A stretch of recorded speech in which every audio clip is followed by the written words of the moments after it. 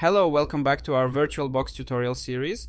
In this third lesson, we will cover how to reconfigure a virtual machine's settings to optimize performance, meet system requirements, or suit specific use cases, while also exploring startup options, including various start modes and their impact on the virtual machine's functionality. In our first lesson, we covered the basics of virtualization and how to download and install VirtualBox. In the second lesson, we focused on creating and configuring your first virtual machine. In the third and fourth lesson videos, we will cover essential aspects of virtual machine management, including viewing and modifying settings, taking and managing snapshots, examining logs and activities, using the file manager and startup options, configuring preferences settings, importing and exporting virtual machines, and leveraging key tools menu features such as extensions, media, network, and activities. Let's get started. VirtualBox's user-friendly interface allows you to easily create and manage virtual machines. The main screen displays your existing virtual machines in a list, providing details such as status, configuration, and quick start options for each machine. Additionally, components like memory, disk, network, and display can be easily customized through the settings menu. On the left-hand side of the VirtualBox interface, you'll see a list of virtual machines that we've successfully installed in our previous lessons. When you select one of the virtual machines from this list, the right-hand panel dynamically updates to display its settings and configuration details. Here, you can view essential information about the virtual machine, such as its name, type, the amount of memory allocated, and the number of processor cores assigned. If you need to modify any of these settings, the process is straightforward. Simply right-click or left-click on the specific setting you wish to adjust. This action will open a small focused window where you can easily make changes to that particular setting. It's a simple and user-friendly way to customize your virtual machine's performance according to your needs.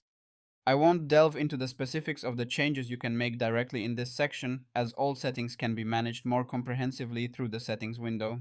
The settings window offers a centralized and detailed interface, allowing you to fine-tune every aspect of your virtual machine's configuration with ease. In the settings window of VirtualBox offers a variety of options that let you adjust key parameters such as hardware allocation, network settings, and more. When you open the settings window in VirtualBox, you'll notice two distinct options, Basic and Expert. The Expert option unlocks a more advanced interface, displaying all the intricate details and providing a broader range of customization choices for users. I'll continue by selecting the Expert section to explore the more advanced settings. In the settings window, there are 10 different sections, each offering specific configuration options for your virtual machine. While the virtual machine is running, certain settings can still be modified, but there are limitations. For instance, settings such as the virtual machine's name, memory allocation, and processor management cannot be changed while the machine is running. These adjustments require the virtual machine to be powered off in order to take effect. However, there are other settings, such as USB configurations and network connections, that can be modified even while the virtual machine is actively running. This flexibility allows you to make real-time changes to the machine's environment without needing to restart it. Changing the settings of a virtual machine can sometimes cause it to malfunction if not done correctly. For example, if you change the operating system type of the virtual machine from Linux to Windows, the system may no longer function as expected. The virtual machine might attempt to boot as a Linux system, but with the incorrect settings, this could lead to errors, crashes, or even prevent it from starting altogether. To avoid such issues, it's always a good practice to clone the virtual machine before making any significant changes. This way, you'll have a backup that can be restored if something goes wrong. I'll explain how to create a clone of your virtual machine shortly. The first area we will learn in the settings window is the General section. The name, type, subtype, and version options in the Basic tab in the General section in VirtualBox allow you to change the basic configuration settings of the virtual machine. While these settings are important for customizing your virtual machine, it's generally recommended to only adjust the name field unless you're familiar with the system. Modifying the other options, like type, subtype, or version, could potentially cause issues when starting your virtual machine, especially if the configuration doesn't match the actual operating system you're using. In the Advanced tab of VirtualBox, there are 3 options available for further configuration. Snapshot folder. This setting allows you to specify the folder where the virtual machine's snapshots will be stored. A snapshot is essentially a saved state of the virtual machine at a specific moment in time. This feature is useful for testing, troubleshooting, or experimenting as it allows you to roll back to a previous point without making permanent changes to the virtual machine. In a later section, we will discuss how to take snapshots in more detail. The shared clipboard and drag and drop features in VirtualBox both enhance the interaction between the host operating system and the virtual machine, making it easier to transfer data and files. The shared clipboard enables you to copy and paste data between the host and the virtual machine.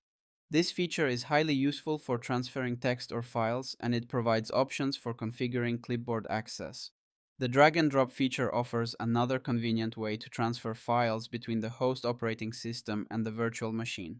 By simply dragging files from one system and dropping them onto the other, you can easily move files. Similar to the shared clipboard, it offers the following options.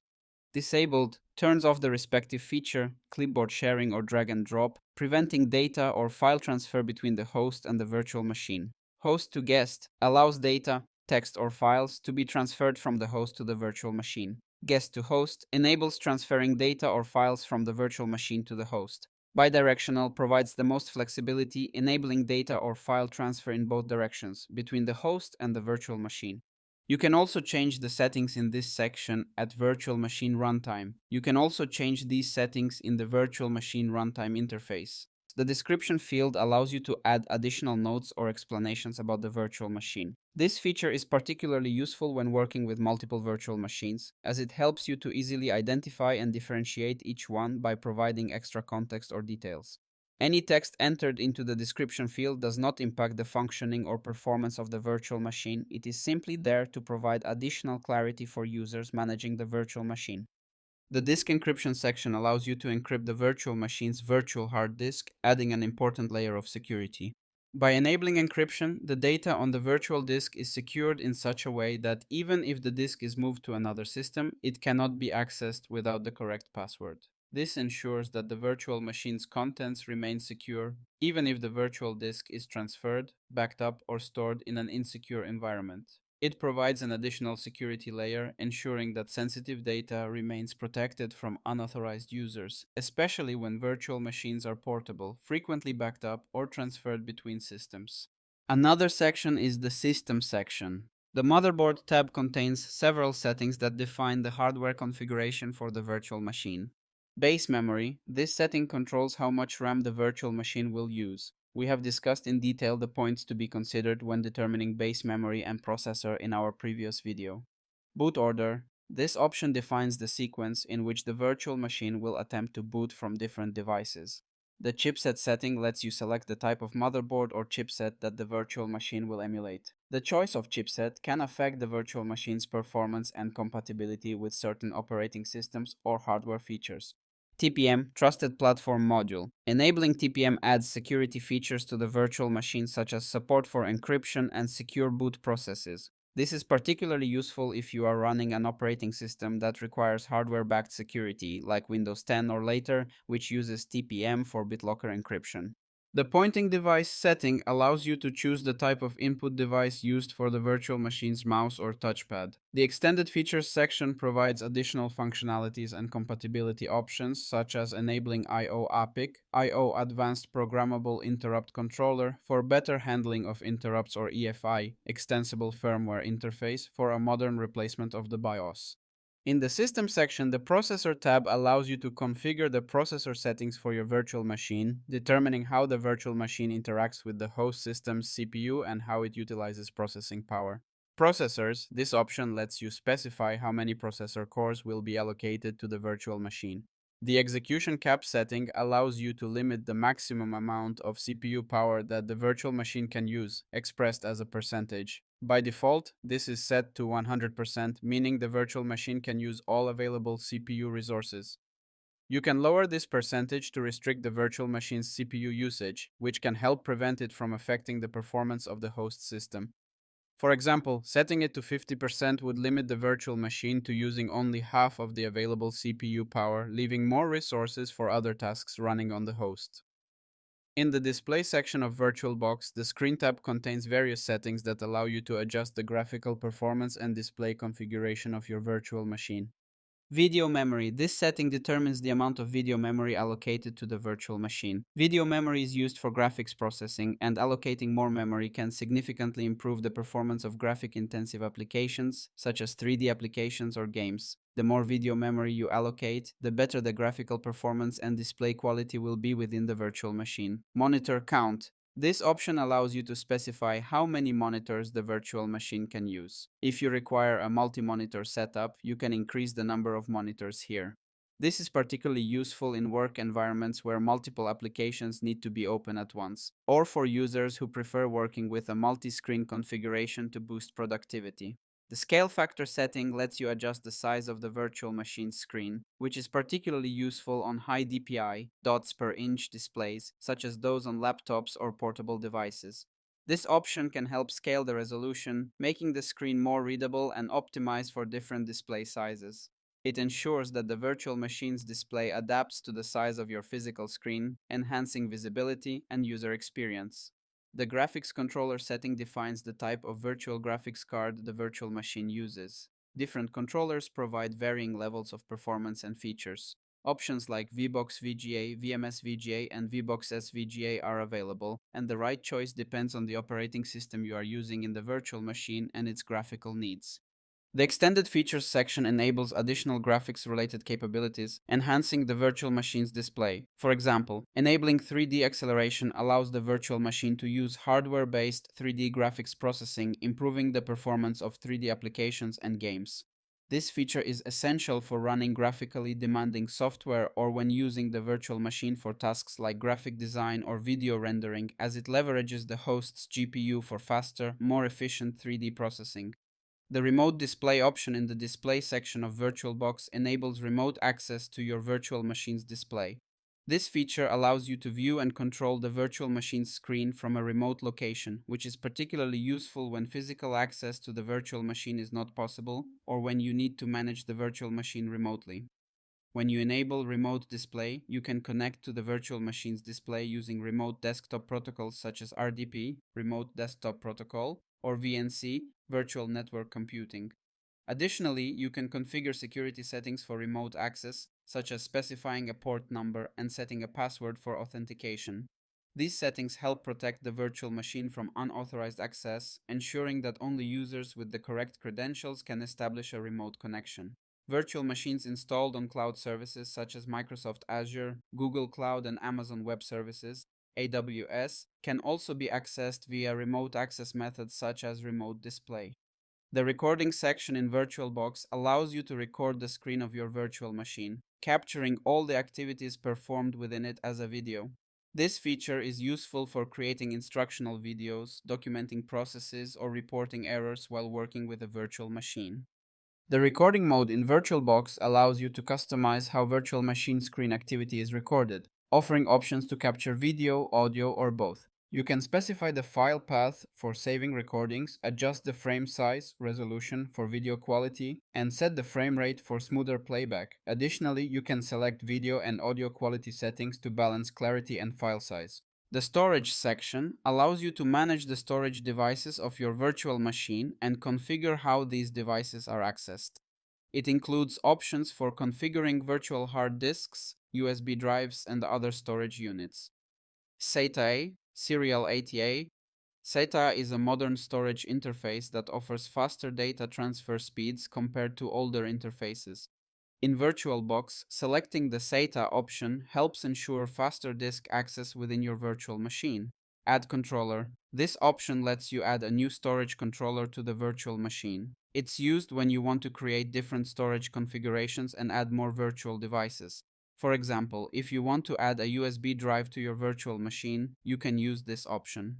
Adding devices. Next to the SATA and USB options, you'll find options like Adds Optical Drive and Adds Hard Disk. You can also use the Add button at the bottom to add new devices. These options allow you to add different storage devices such as optical drives, hard disks, or even USB drives to your virtual machine.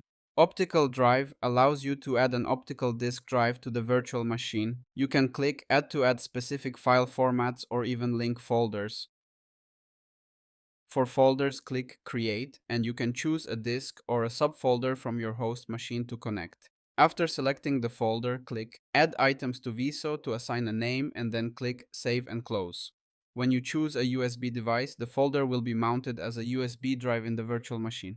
The optical disk section you added will appear in the disk section of your virtual machine like this. Even though it's a folder on the host machine, it will appear as an optical drive in the virtual machine. To create a new virtual disk, select SATA, then choose Hard Disk. You can either use the Add option to add existing virtual hard disks in various file formats or click Create to create a new virtual disk. You can create the new disk by selecting the disk path, size, and type from the Create Virtual Hard Disk window that opens. You can also give a special name to the new drive by changing the rest of the section except for the file extension at the end of the location section.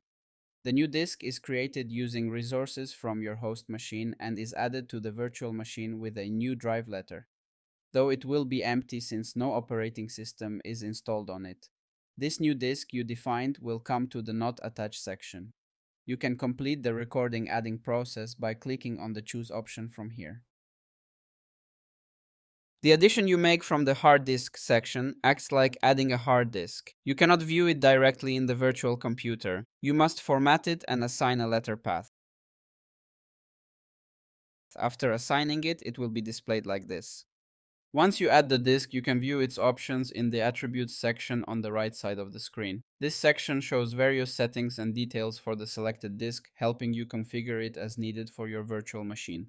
The audio section allows you to configure the audio features of your virtual machine. This option enables the audio functionality in the virtual machine. If you plan to run audio applications or play media content within the virtual machine, this option needs to be active. It ensures that the virtual machine has audio output. If you do not require audio within the virtual machine, you can disable this feature to save resources or avoid unnecessary sound output. The network section in VirtualBox allows you to configure the network connections for your virtual machine, determining how it connects to the internet or local network, which network adapters it uses, and how network traffic is routed.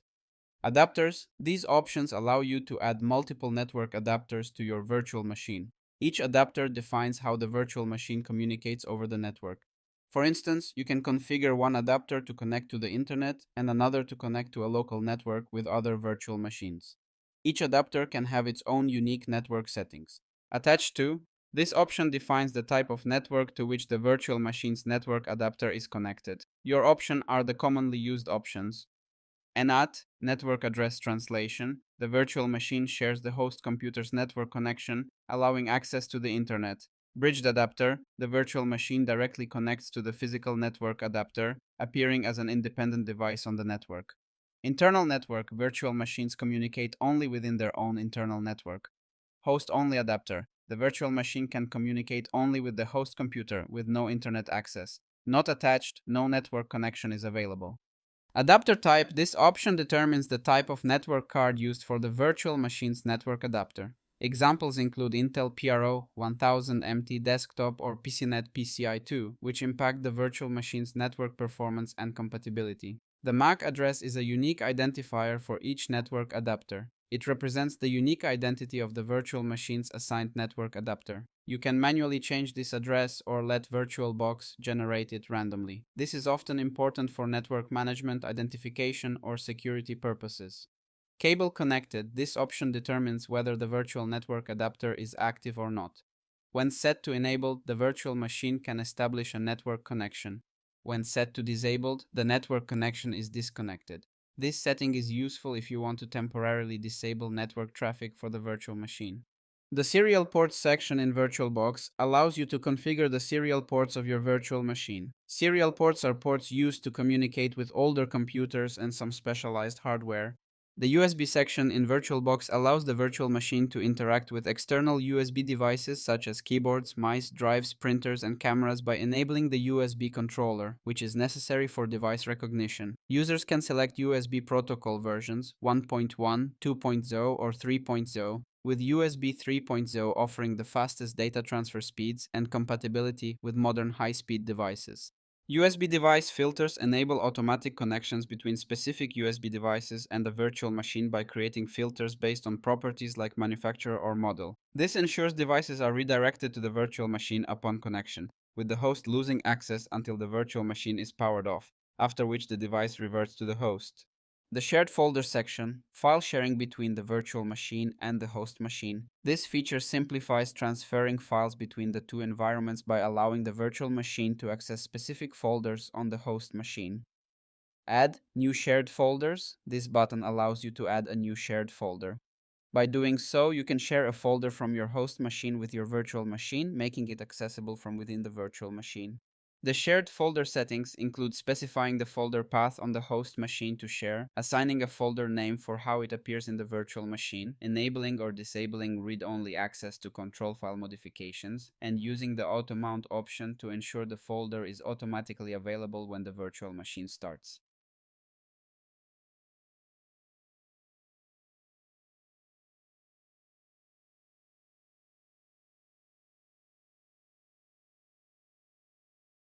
This is how you view the Share folder in the My Computer section of the virtual machine.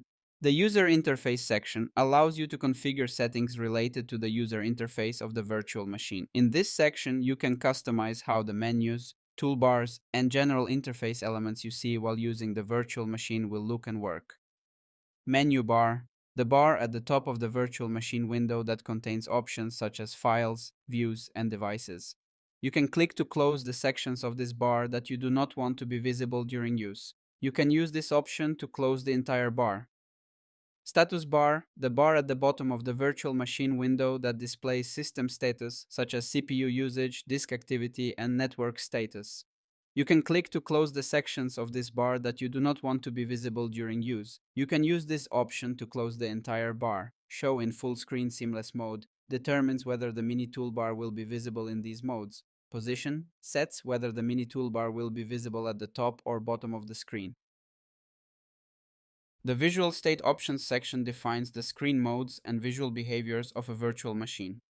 The normal window mode runs the virtual machine in a window, allowing it to coexist with other host windows. Full screen mode occupies the entire screen, making the virtual machine function as if it were a physical computer, with hotkeys available to switch to the host system. Seamless mode integrates the virtual machine's applications into the host desktop, displaying them like native host applications. Lastly, scaled mode allows the virtual machine's screen to be resized independently of the window, enabling manual adjustment of the resolution and image size. This mode allows the virtual machine resolution to be set independently of the window. You can manually change the image size and scale the contents larger or smaller. We have examined all the processes involved in configuring a virtual machine. Now we will examine the startup options. Virtual machines offer different startup options. In VirtualBox, the startup options determine how your virtual machine operates. Each option provides flexibility for a specific use case. Normal start, the virtual machine is launched with a full graphical user interface (GUI) within a window. The user can view the virtual machine's screen in real time and interact with it using a mouse and keyboard. This option is ideal when you need direct access to the virtual machine.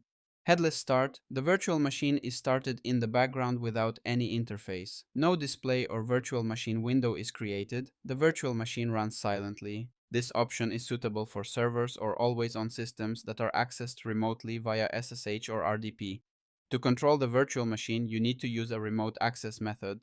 Detachable start. The virtual machine starts with a window, but this window can be detached, allowing the virtual machine to continue running in the background. It provides a GUI similar to the normal start option, but closing the window does not stop the virtual machine. It keeps running. The user can reconnect later to view and interact with the virtual machine. This option is useful when both GUI access and background operation are required. When I start a Windows 11 virtual machine using the headless start and detachable start option, the virtual machine starts, but no new window appears, so I cannot view it directly. I can only see it in the preview section. At this point, I can click the show option to display the virtual machine in a window again. In both headless start and detachable start modes, unlike the normal start option, the continue running in the background option becomes active when you close the window. When this option is selected, the virtual machine continues to run in the background even if the window is closed. We've done this comprehensive review of virtual machine settings and startup options in VirtualBox. Mastering these configurations empowers you to optimize performance, enhance security, and streamline your workflow, whether you're using VirtualBox for development, testing, or learning. In our next lesson, we'll delve into advanced features like snapshots, logs, and the tools menu to help you make the most out of VirtualBox. If you found this video helpful, don't forget to like, subscribe, and hit the notification bell to stay updated on all our future tutorials. Thanks for watching.